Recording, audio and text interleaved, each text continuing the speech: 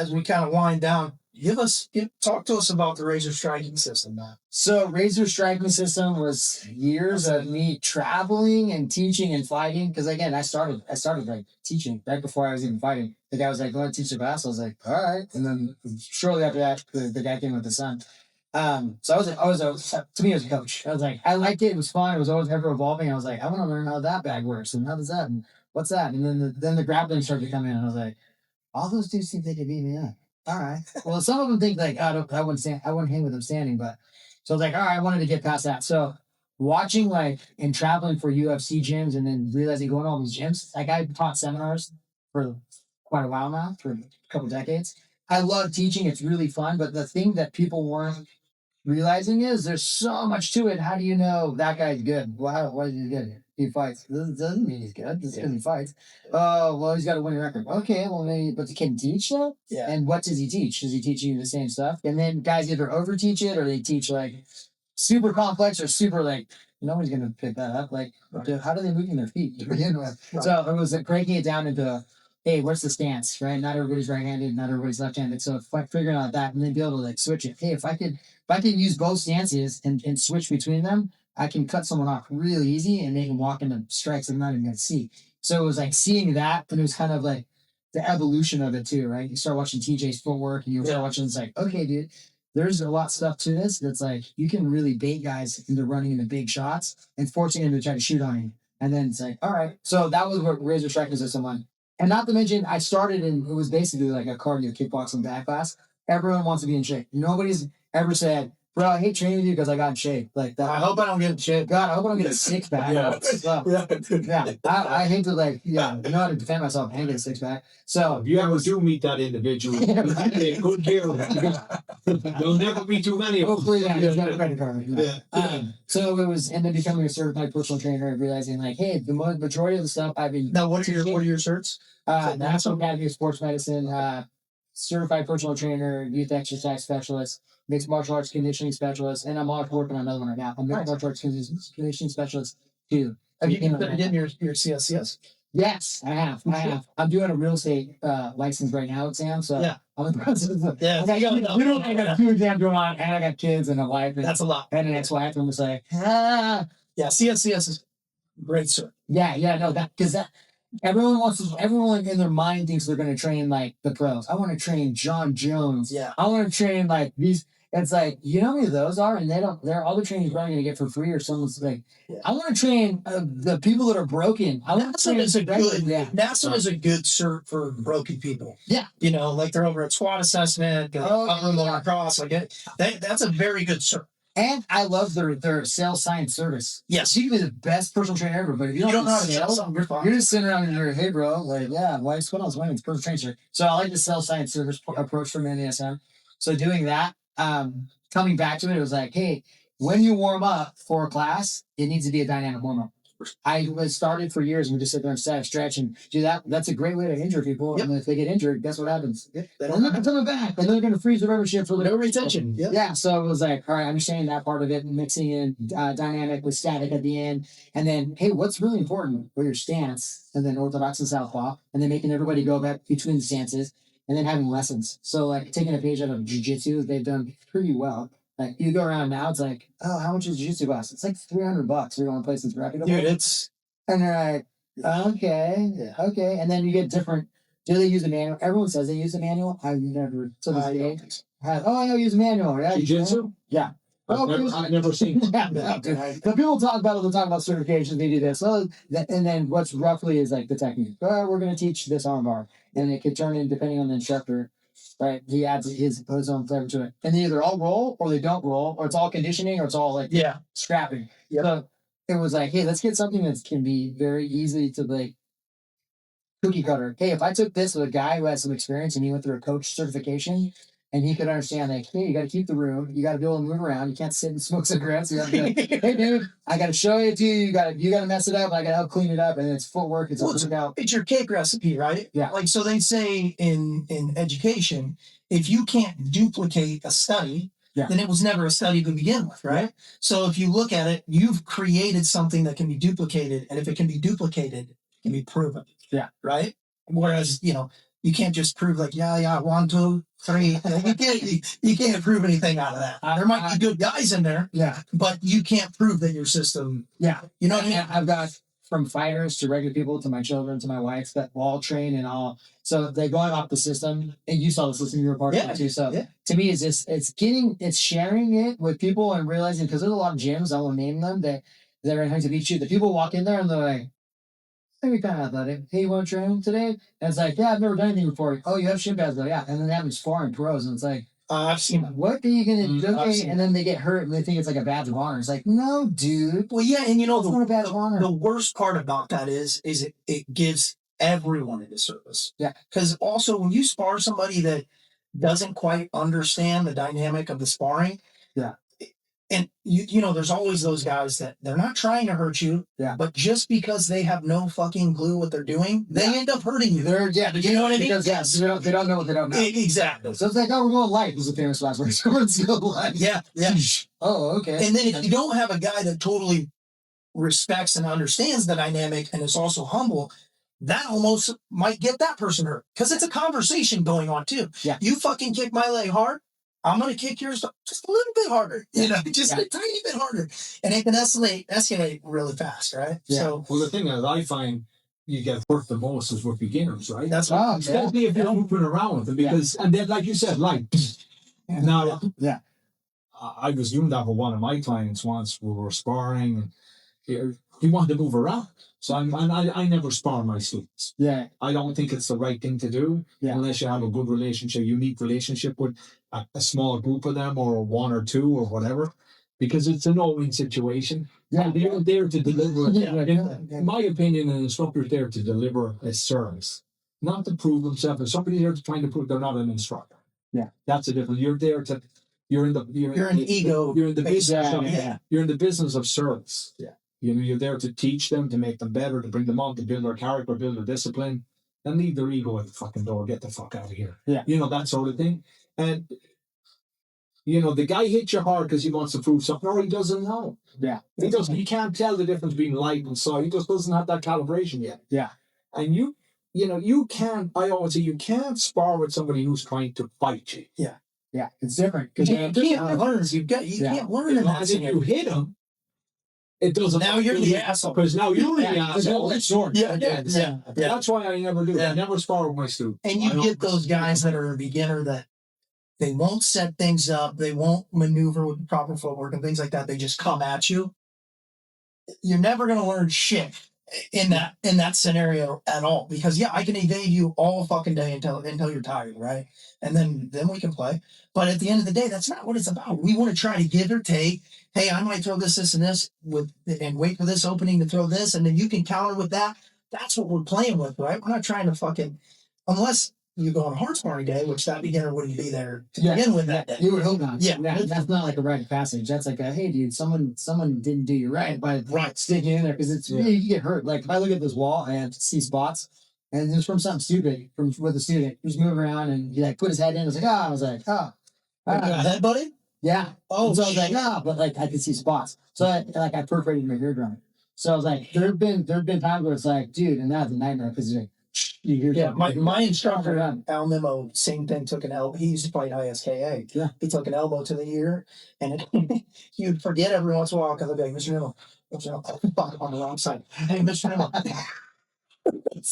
So it can be extremely dangerous, like that. And some people just like, oh yeah, you're not playing, you know. And it's like, hey, you're trying to figure out and then build a solid foundation and build character with people. It's like, hey, you're gonna cheat on doing squats and push-ups, and you're probably not gonna get through this whole thing. So it's a matter of creating that, and then realizing, hey, if I took my kids somewhere, like Dana White, I trained Dana White and his kids, and he said, hey man, you're gonna realize that as you start to go, his kids are a little bit older than mine. He goes, they get into school, they're like, oh, you think you're tough because your dad's U.S. Oh yeah. He's like, you're gonna probably get that too. He's like, so my kids were already training, and I was like, yeah, okay. And so that was kind of in the back of my head. I started a big anti-bully campaign after that. Oh, nice. Yeah. You still do that now? Here and there. I was with LA Boxing. Okay. I think that really put that on the map though, with UFC and UFC Gym. Nice. And then they took that and basically took that gym, acquired it. So okay, so the UFC gyms used to be the LA. Yeah. Okay, I didn't know that. Yeah, they acquired the. For some reason, I thought it was 24-hour fitness. No, that was Mark Mastrop. He's the one who started and sold 24-hour fitness. He opened UFC gyms. When they acquired LA Boxing. Gotcha. So that's how that whole thing started. It was kind of like. No, and your facility's awesome. I love your facility, dude. So just for the viewers, where are you located? Yeah. The headquarters of RSS is Huntington Beach. It's at HB Ultimate Training Center. It's off of Gothard, in between like Talbot and Slater. What's the address for the viewers? 7441 Velva Drive, Huntington Beach. And you're the chief instructor, correct? Yes. Yes. CEO. Yeah, we also have Brazilian Jiu-Jitsu too. Yeah. So we have the key Brazilian Jiu-Jitsu. It's through Henry Gracie's combative system. And you teach all classes, do you? No, I don't teach Jiu-Jitsu. I teach Jiu-Jitsu private. Who teaches you Jiu-Jitsu? Your classes? One of our instructors named Jacob. He's a brown belt underhander. And then does Paul still train? So Paul is our head coach. Yeah. Paul fought in UFC as well, like UFC 3, I think it was. Yeah. So Cool. Yeah, we have pro practices in the afternoon. So, but I remember what's your hours of operation? Our first classes start at 9 a.m. Pro classes in the afternoon. It varies on days, and then we have kids class at like 4, and then there's one at 4, 4:30, and then 5:30 is our first class for RSS, and there's 6:30, and then 7:45. Awesome. I need to pop in again, man. I haven't been in a while. I started training at Santa Ana because it was just right down the road. Where at Rounders? Rounders, yeah. With Bao. Yeah, I love Bao. Yeah, no, dude, he's fucking awesome. Dude. He is fucking awesome. But I the first couple of days I came in, I had the RSS, shin pads on, and they're like, hey, they're asking me about that. And once you see me move around, they're like, oh, yeah, done this a little bit. Yeah. So I started playing around down there, but I'll definitely come back out and see you guys a little bit. I miss it. It's just that drive for me was it was getting tough. I was driving from Yorba Linda at the time. Now I'm in Irvine. Okay. Which is not as bad. Yeah. But I remember sometimes like trying to get out there before work or after work, and I was like, dude, it's sometimes like an hour. Yeah. Because of fucking traffic. So I'm like, this is getting just too much. Yeah, that's a drive. But I'll definitely pop in and see us. Yeah, dude. Maybe bring James down. Yeah, there you go. It's a great facility, man. And like, shit. I remember watching, I don't know what video it was, but I remember watching something a long time ago, and I think Chael was there, and he was watching TJ and Juan. And at the time, me and Juan were working on a television show together on Kingdom. And so I'm like, dude, where the fuck is that gym? And I remember asking, because I was trying to find another place to train. I remember asking Joe Daddy, like, where the fuck is that gym, dude? And he's like, oh, it's in Huntington Beach. Here's the address. And then that's when I came out and seen you guys. That's awesome. We were getting ready to film the movie, which we hope to still gets off the floor or soon. We get some.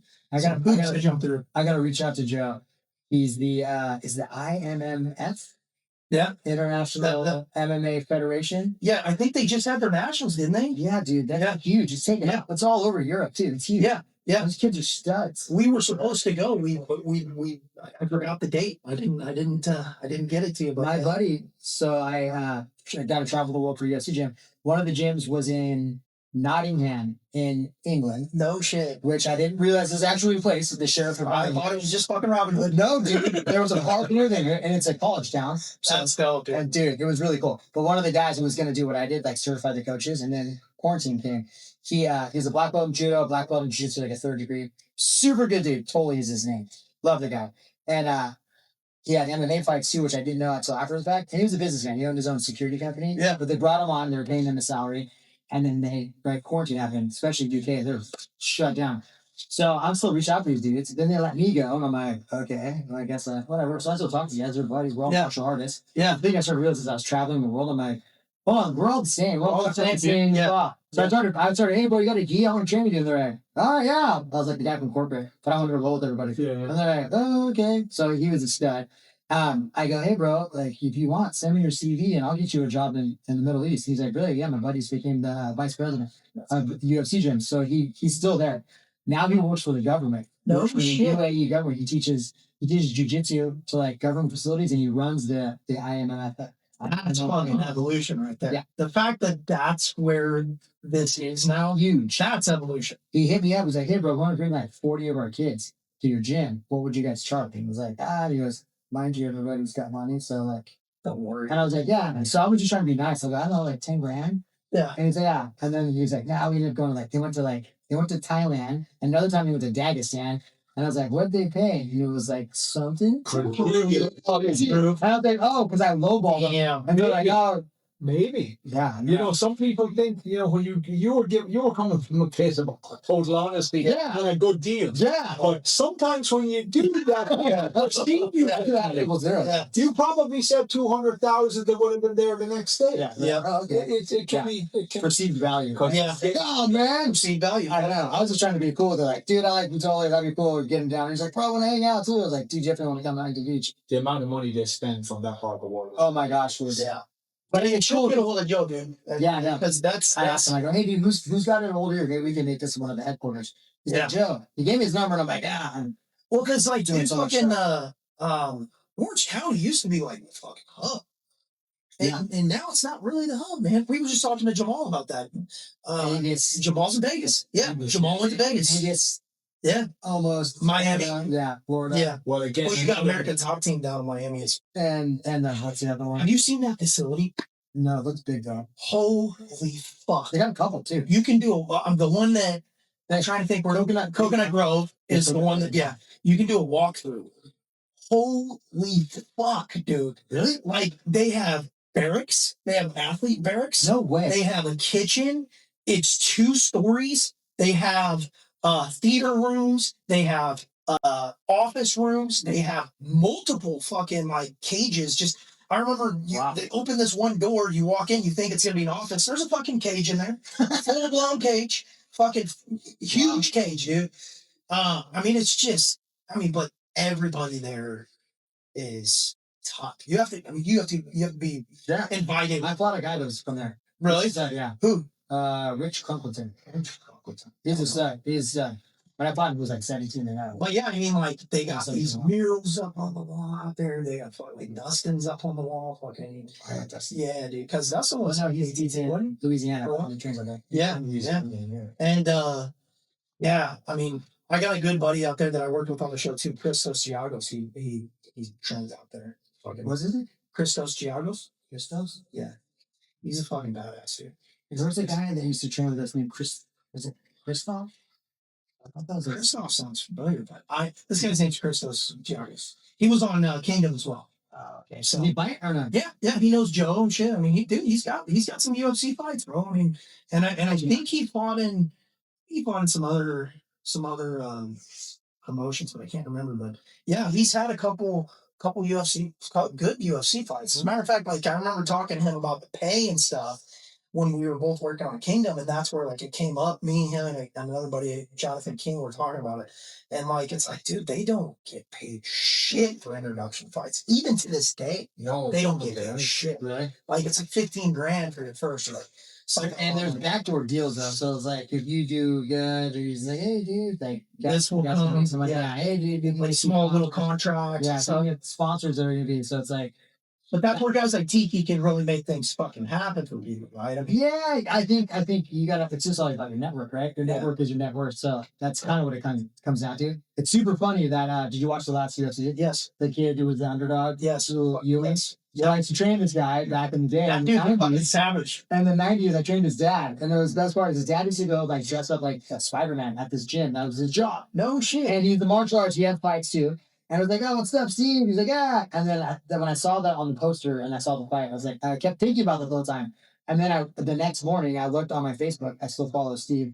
He's going to be... He goes, congratulations, son. We did it, blah, blah. And I was like, Steve, no way, dude, that's your kid. Yeah. Oh my God, bro. As a coach, as a dad, dude, you did it, bro. You got a kid in the big show, and he did the place like that. He's gonna be good. Yeah, he's got. I was like, bro, he's got some aura to him too. Yeah, which will be good. Did you see the video of him coming back to work? He was like on the job site. No, I didn't see. Oh, yeah, it's pretty cool. You're kidding. He's down at this hard. That's a story right there. I know. That's what's gonna make him bigger is because he fucking like Ronnie Coleman when he used to win bodybuilding tournaments would go back and be a fucking cop, you know. He used to fly from Texas because Ronnie was in Texas, right? Yeah. He used to fly from Texas to LA in the morning, do a photo shoot, fly back home in the afternoon, and do his night shift. That's a cop. Crazy. That's nuts. As a police officer. That's nuts. And that's a good game. And he can fucking send big bags in the middle of it. This was when he was still making money. He was making good money. Really? He didn't stop being. he didn't retire from the police until he was well into his career. Oh, yeah, he had Olympians. Yeah, he was like an Olympian when he was still a police officer. I mean, he shows up at your house. Yeah. All right. Yeah. Now, just to circle back to you a little bit, in your career, who was your toughest opponent? My ex-wife. Yeah, but is she still your toughest opponent? No. We got good kids. There you go. God, you know what? There was some challenging ones that I'm like. It seemed like the Donald Cerrone fight was really fun, and it was a war. And I was like, I still watch it. I'm like, oh, so close. Yeah. But the guy Is that what you would want back? Yeah, dude, I would run that one back. That guy's a stud, dude. And he was such a humble dude, man. Dude, I was like, all right, I like to go into the fight going, I'm gonna kill this guy. Yeah. I'd be like, like Mad Dog, and then he Mad Dog, you're like, oh, he was not like that at all. He goes, hey man, hey sir, I just want to say I'm a huge fan. I'm watching kickboxing. I was like, oh, what's being nice? I was like, yeah, cool, dude. He's like, maybe we'll get fight of the night. I go, no, we're for sure gonna get fight of the night. Fuck, why are you being nice? No, Yeah. That can fuck with your head too, though, dude. I know. Sometimes even worse. Sometimes even worse. When you fall, yeah, and when you watch him fight, yeah, he looks kind of like he takes his time. He's not in a rush. Low starter. But is it like that when you're 12 inches away from him? I watched a bunch of his fights, right? Because there was tape. So at this point, I'm like, all right, I knew he was a slow starter, and I knew that he would get clipped and he dropped his back and triangle to everybody. Yeah. So, but it was part of his thing. So when I dropped, I was like, all right. I realized like I backed. I was like, bro, come on, dude. I'm not jumping a triangle. Come on. Now, how was a guy like McGregor able to take him out so emphatically and so fast? Was it just because he just jumped on him? Or was he just... McGregor saw the same thing. He's a slow starter, and he's not used to a big lefty, and I'm just going to pressure him from the get-go. And, and what about those collar strikes, bro? His collarbone strikes were so fucking just crazy. Yeah, the show. His nose was smashed from that, dude. Cowboy's a good dude. Like, he's a nice guy. He's a solid human being. So when you get to like know the guy and then talk to the guy, you're like, oh, so like that carries over into the cage, right? Like I'm saying before, like I want to kill these dudes. Like so if you were to have, what you want, if you were to have a rematch with any of your opponents, who would it be?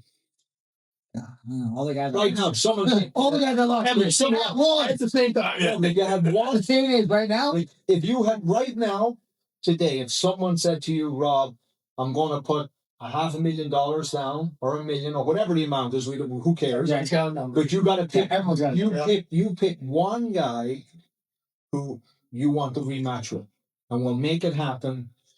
Who would it be, and why would it be that individual? I don't know. Maybe Jamie Varner. I lost the belt to him. And why would it be that? I clipped him. He called timeout and was like, yeah, awesome. How do you call timeout? Yeah, like the mouthpiece was like, come on. I was like, yeah. And then they're like, no. Ref stopped it. I was like, and then they put the mouthpiece in and started again. I was like, wait, what? I perforated my eardrum too in the second round. So I was like, what the? Damn. And then he dropped. And that throws your equilibrium off. Yeah. He dropped me up. That one was like, And I remember sitting in the back and I'm like, now, currently you're training pro fighters and so on. So, with one of your pro fighters, or anyone who's now, gaining some traction, what advice would you give them that, for example, maybe you didn't have coming up that would make a difference for you as a professional coach and for your fighter as a professional fighter? Like the advice is like, how did you do this? How'd you do that? I tried to violently end fights. That's been my, hey, if you train super hard, you can be all go. Like there's no need to like take a second and catch your breath. It's like, if you're training really hard, you're not going to second guess your conditioning and you're going to full throttle people and people want to see that. They want to watch a fight. And if you lose, it's because the other guy's better on the night. Yeah, right. And if you lose, you learn the lesson. And it's like, okay, cool. I got to cut an angle here. I got to. Do you think conditioning has a lot bigger precedent? I know it's a big precedent. Don't get me wrong. Yeah. Do you think it actually is a higher precedent than what people? Well, you squeeze out, right, the people that aren't going to be mentally strong enough, and you go in those deep waters right here in rounds, right? Yeah, rounds fire. You're training 5-round fights. Like I think of Nate and Nick Diaz and their gas tank. Yeah, they don't have traffic. Think of Nate. Does he look aesthetically pleasing when he's fighting? Not as much. Is he one of the fucking most entertaining fighters? Yes, he's fucking awesome. Yeah, and that, but he's not a showman in regards to his boxing. He's not a showman in regards to anything. He's very technical. Yeah. But it's his gas tank. Yeah. That really makes that fucking difference. You know? Yeah. And the mental part of it too. You're walking out and you're looking at the guy. He's still coming at you. The last thing you want to think is, I should have ran more, or I should have trained harder. Like, you're done. Yeah. So and he's not even fucking breathing. You watch every single one of his fights. I've never seen him go back and look. Yeah. I've never fucking seen that. He's talking shit. Yeah, he's just fucking looking across a fucking, like he just. The conditioning part, I think, because it's all mental. Yeah. Right? You could have better technique, but if that guy is just right, it's not the size of the dog in the fight, it's the size of the, however they're saying. It's not the size of the dog in the fight the dog. Yeah, right? Yeah. So it's like, you get that person, it's like, now you get, they're both in the UFC, they're both really good. So it's like, all right, dude. And then who's gonna be able to keep going? At the end of the day, we're all super fans of martial arts. Yeah. At the end of the day, what are the movies? I gotta hit this. I gotta ask this. We're blind with cinema. What are the movies that like you mentioned at the beginning of the podcast, Van Damme, Chuck Norris? What movies jump out at you that really, like, I don't know about you, but I was the kid that would go down. Obviously. I was the kid that went down in my basement, threw a movie on before Taekwondo class, and was already doing a class of my own. Oh, dude. You remember they had like, it was on TV too. Not just, God, what was it? Kung Fu Theater? Yeah. Fuck yeah. Every Saturday. Yeah, and they would dub out the voices too. Yeah. So, bro, like, I was me and my niece would be like trying to kill each other. Yeah. But you kick in the nuts. What was your favorite martial arts movie growing up? I don't know, dude. There were so many good ones. I used to have Bloodsport. I mean, Bloodsport I loved.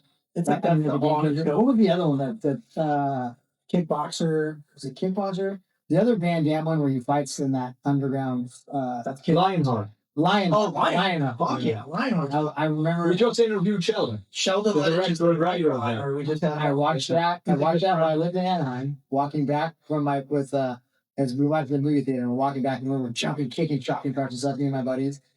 All those guys here are. One of them's dead, and the rest of them are in prison. Every single one of those guys. I was like, two of them were. So are you saying martial arts saved you, or Lionheart saved you, or Van Damme saved you? I'm gonna say probably Lionheart.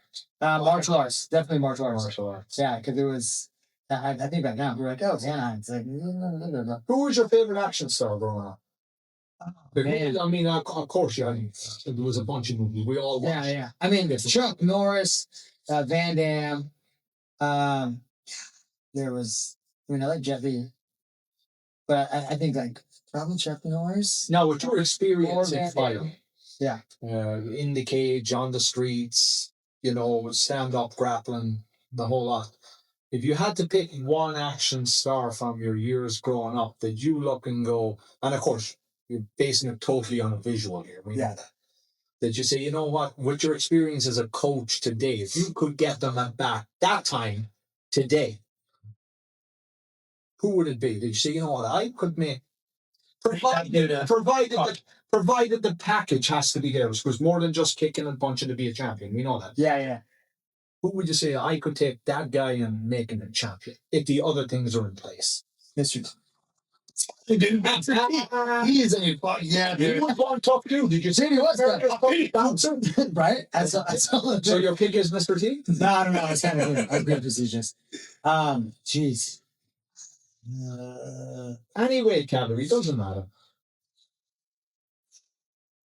I saw that Chuck Norris was actually a black belt in jiu-jitsu too. Yeah, but the Machados. Yeah. John Jack. Yeah. I saw that. But that came later, though. Yeah. That came in the 90s. Yeah, that guy was a stud, dude. I'm trying to think off the top of my head. I hate to say it, but what's his name? Steven Seagal. Steven Seagal at the heavyweight, bro. But you know what? Here's the thing: what a lot of people don't. I wouldn't say I don't know, but certainly a certain amount of people don't know about Steven, because I know Steven. He's a very legitimate martial arts. Yeah, he does Aikido, right? Yeah, he does Aikido, but he's also done and studied a bunch of other martial arts. But Aikido is his first and foremost, so that's always his base. Yeah, he's like the guy who does jiu-jitsu.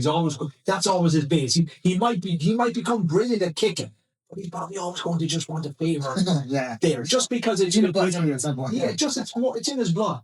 It's your base, And but Steven knows a lot about martial arts. He's a big man. I don't know if you've ever met him. Yeah, no, it looks like a big. He's about 6'4", and we know he's but even in shape, he'd be a big guy. I mean, the man's got hands like shoves. He looks like a big dude. And he's a big man. Winning or losing is relevant, but definitely in a scrap with that guy, you wouldn't walk away unfazed. Well, and he's the guy. He fights to put you down no matter how. He's gonna be the guy that breaks your ass. Well, a lot of people, you know, you see, a lot of people look and go, well, for example, Joe Rogan was looking at him on one of the podcasts, and they were showing clips and say, a wrestler would do a single leg and take him down, so on and so forth. Well, of course. I mean, there's nobody denying that. But the thing about people misunderstand that when Aikido is a demonstration, and yes, you can toss people around. You can even toss more people around when you're that big and strong with the technique, because you've got a lot of leverage on somebody. But when I had a conversation with Stephen once, I said to him, he goes, but people misunderstand him. That's the demonstration part. We all know, he said, it doesn't unfold like that. Yeah. And he said, let me show you. Okay. He said, so let's say we're in some sort of a tangle and you could get me down, or maybe you don't, or maybe you do, or maybe we're standing up before we go down. It's most likely going to start standing up. Yeah. He said, and then we go. He said, these are the things I'm going to try to do. He didn't say he's going to do. I'm going to try to do. I also know, he says, the opponent's going to try X, Y, and Z. He said, in a lot of cases, it's who gets someone first. He said, either guy can win, but who gets who first? And he said, for example, guys on top of me, you do jiu-jitsu or wrestling, this and that or whatever. He goes, these are the things I'm going to look for. I'm going to grab his hand. I'm going to try to break his wrist. I'm going to drive my fingers in his eyes. These are the things. And I think most martial arts are going to do that in a real fight anyway. If you have skill. Yeah. I mean, I don't think there's. If your life is on the line. Here's a question. Here's a question for you. And because I talk to a lot of people in martial arts, and I ask questions, and some I know the answer to already, but I want to hear another answer, or maybe I don't know the answer. Is a jiu-jitsu guy who spars on the mats grappling is that going to be his defense in a real situation? Now, I have my answers and my opinions because, yes, it can work. Of course, we know that. Yeah. But there's a lot of things when you're grappling somebody, you're confined by a set of rules. Plus, you're on a hard grab. That's the game changer right there. Because I jump guard and I smack on them. Yeah. Now, would you prefer, you being a professional fighter, if you were in a fight right now, right here on a concrete floor, would you prefer to land on the floor on your back being a grappler? Would you prefer to take him down and crash with your knees? Like, which would be your preference if you had a choice? Neither one, possibly. Put him asleep before it gets to that, of course. But if it ends up, like, I think top position. Top position better. You do less innings. Yeah. You're better off. You dismount him. Look, you got better 360 peripherals. I train the LA Sheriff's Department, and so there's stuff that we have to go over. And the component I teach is the striking to takedown and control. Because these dudes, there's a bunch of laws you can't do. You can't choke people. You can't do a lot of stuff. Yeah. So it's once you start that part of it, that there's like this. Yeah, kicking him would be great. Yeah, kicking him would be great. You're doing it with boots on, and you got tight freaking pants. Yeah. You got unless you have the 40-pound belt on. Yeah, you got a belt on. And you could be in dress shoes. Yeah, and you got a vest on. So it's like a front kick maybe, and that's hopefully. But once you do that, you're initiating a fight with the gun. You just introduce the gun into it.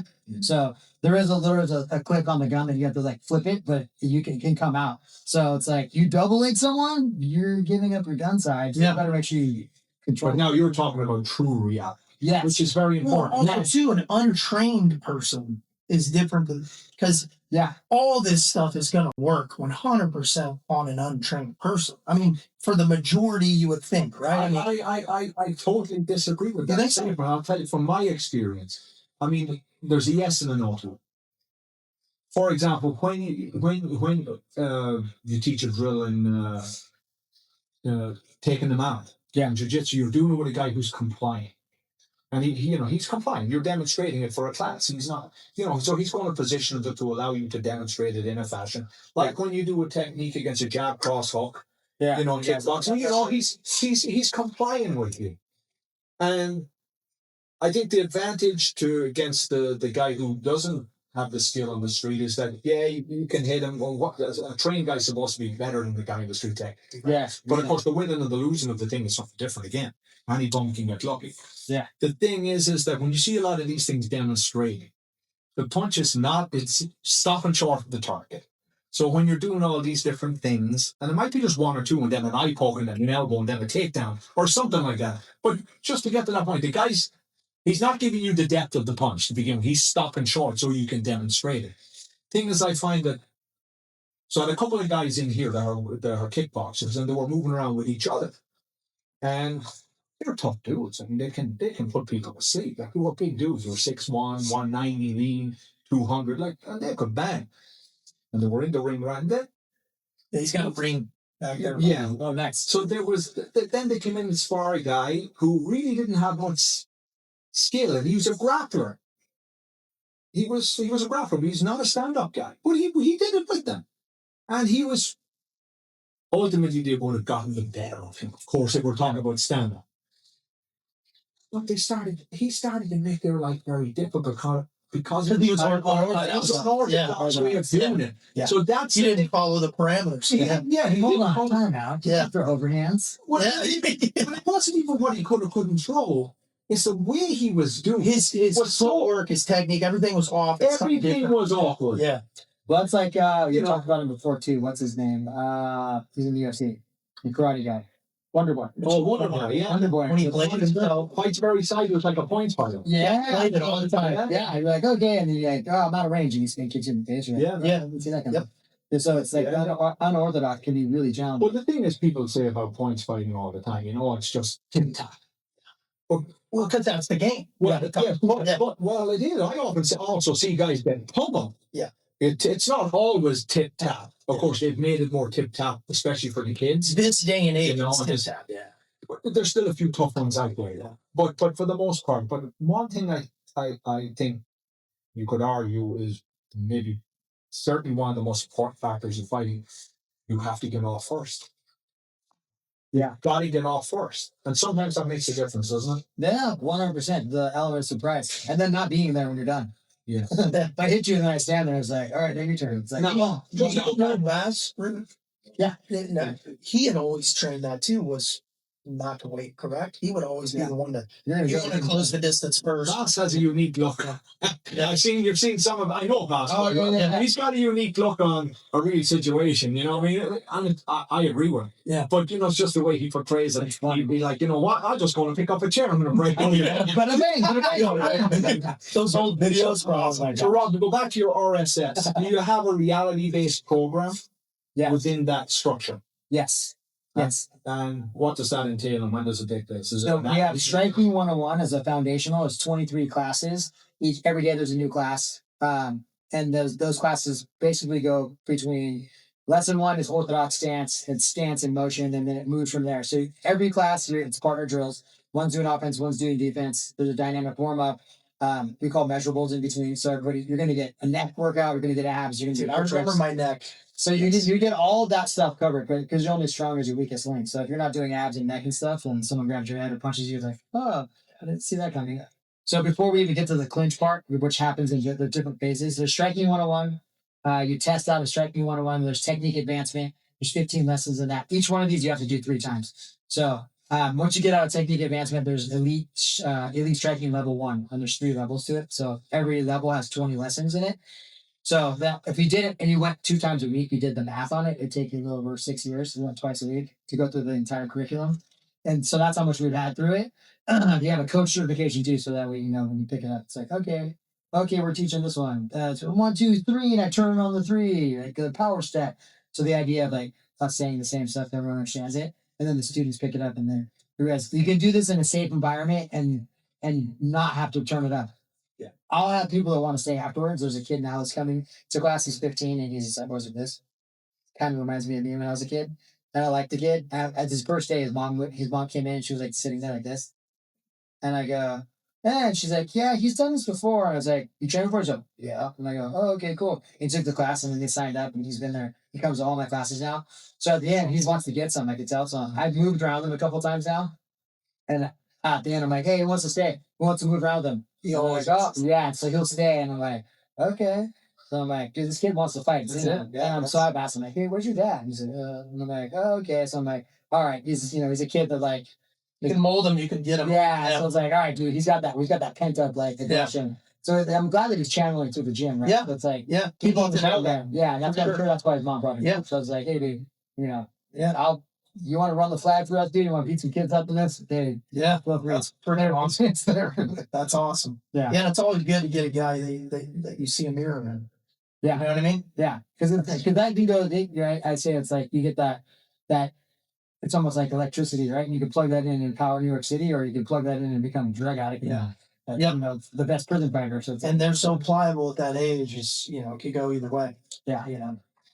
Well, let's wrap this up, Rob. We're gonna just ask you what do you want to leave footprint wise in this life? What do you want to? What legacy you want to leave? Wow. Just give us a foreword or a last word on that. Well, martial arts isn't scary, right? It's a journey, and the fact that like it's changed my life for the better. I could have went anywhere like we were just talking about. And at the end of the day, it's like it's something to leave to my kids, the legacy of Razor striking system.